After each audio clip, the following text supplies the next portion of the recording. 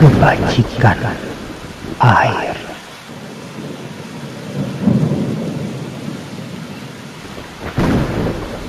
Diturunkan air berbentuk hujan dari langit penuh bintang, agar ia membersihkan kotoran dan ketidakmurnian.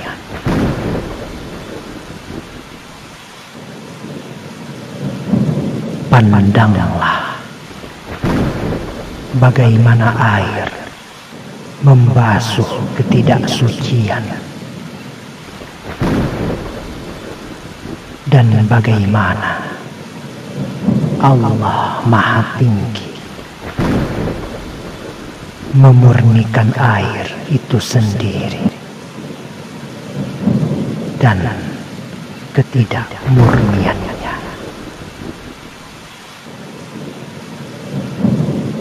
Tak diragukan lagi, Allah Maha Tinggi itu paling murni dan suci.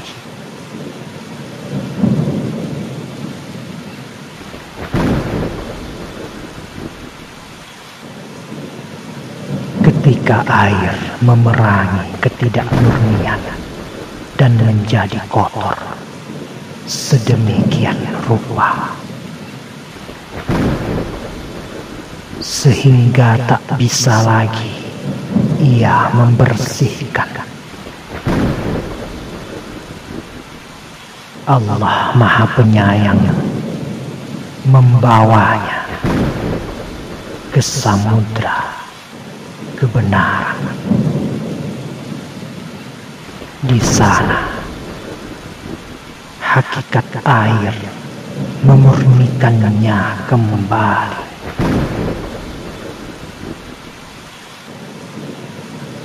Tahun berikutnya dia akan datang kembali, memakai jubah yang bersih, panjang, menjuntai. Bertanya bumi kepadanya, "Kemana saja engkau pergi?" Dan dia menjawab, "Ke dalam samudera kebaikan yang manis. Kotor aku ketika bertolak dari tempat ini,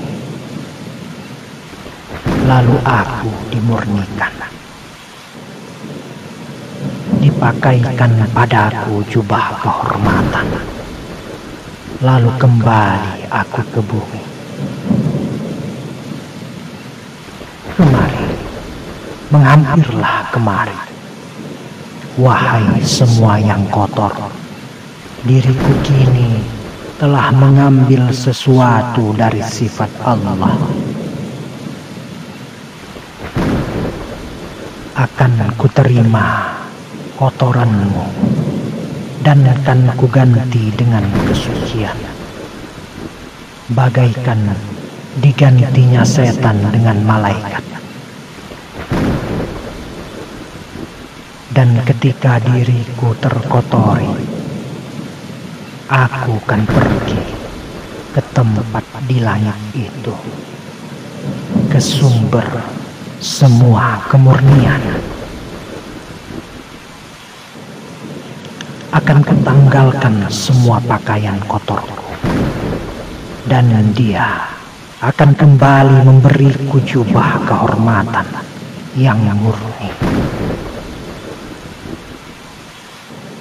Pada apa yang kukerjakan, dialah yang bekerja,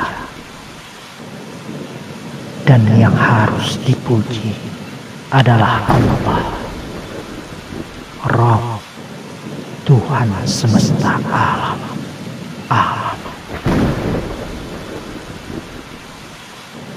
Jika tak ada dosa dan salah kita, takkan air dimuliakan.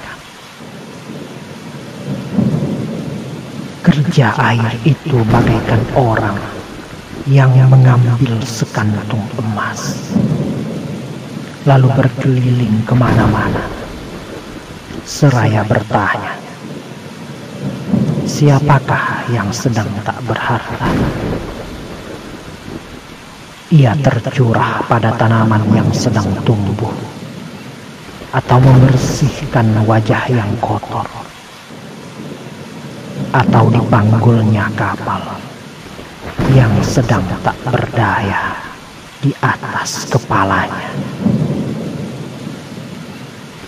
Ratusan ribu jenis obat terkandung di dalamnya, karena semua jenis obat ditumbuhkan olehnya. Inti dari semua mutiara dan jiwa dari semua biji dimurnikan dalam aliran air, bagaikan pasien disembuhkan di klinik. Terdapat nutrisi di dalamnya bagi para yatim dari bumi, dan ada gerakan darinya bagi semua yang telah kering kerontang, dirantai dan terpenjara. Ketika batas kemampuannya terlewati, ia menjadi kotor. Ia lelah seperti kita semua di bumi. Ketika air telah menjadi kotor, ia memohon pertolongan kepada Allah yang Maha Agung, Maha Terpuji. Dari inti dirinya naiklah sebuah permohonan menyayang. Wahai Tuhanku, apa-apa yang sudah Kau anugerahkan padaku telah semuanya Kuberikan. Kini aku bagaikan seorang pengemis fakir. Telah Kutebarkan semua pemberian-Mu kepada mereka yang murni ataupun kotor. Wahai Raja, sumber semua kebaikan, masih adakah tambahan? Bersabda Tuhan kepada awan, bawalah air ke sumber kebahagiaan, dan kepada matahari tariklah air ke atas. Tuhan menuntunnya melalui berbagai aliran sampai dia mencapai samudra tak terhingga.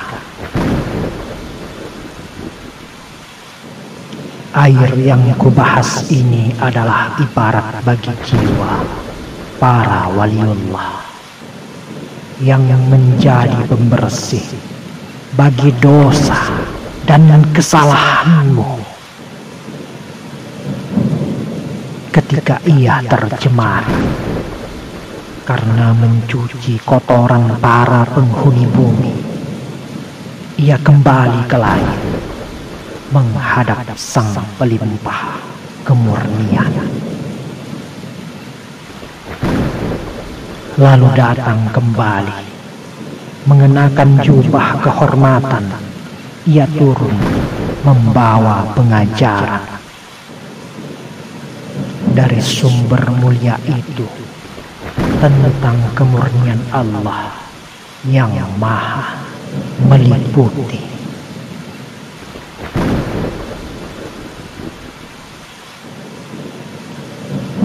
Ia mensucikan tanpa debu. Ia meluruskan arah para pencari kiblat tanpa perlu ditanya. Ia melemah karena bercampur baur dengan manusia. Karena itu, ia merindu perjalanan agar disegarkan kembali.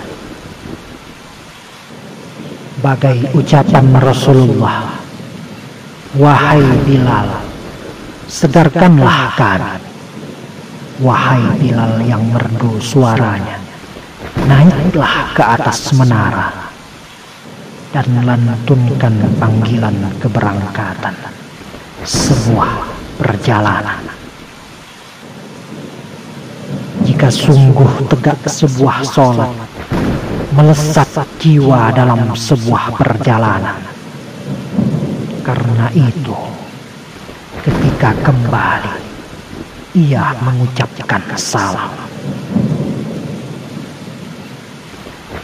Ujaran ini memakai ibarat sebagai perantara. Itu yang diperlukan awam agar dapat mengerti.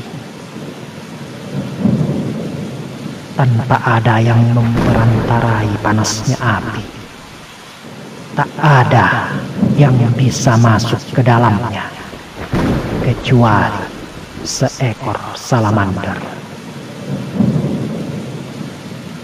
Karena engkau bukan seorang Ibrahim, kamar mandi uap yang panas itu bagaikan seorang utusan bagimu, dan airlah yang menjadi pemandu untukmu.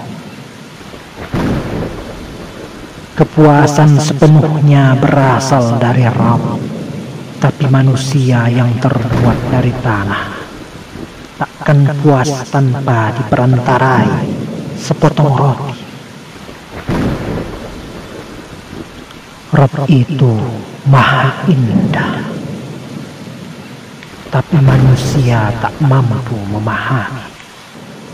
Keindahan tak terhingga tanpa diperantarai indahnya jannah. Jika raga tak lagi menjadi perantara yang menengahi, maka akan dilihatnya rembulan purnama menyala di dadanya,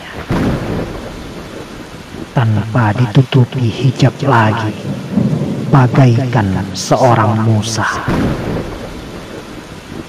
Kebajikan air menyaksikan bahwa hakikat di dalam dirinya adalah limpahan rahmat Allah.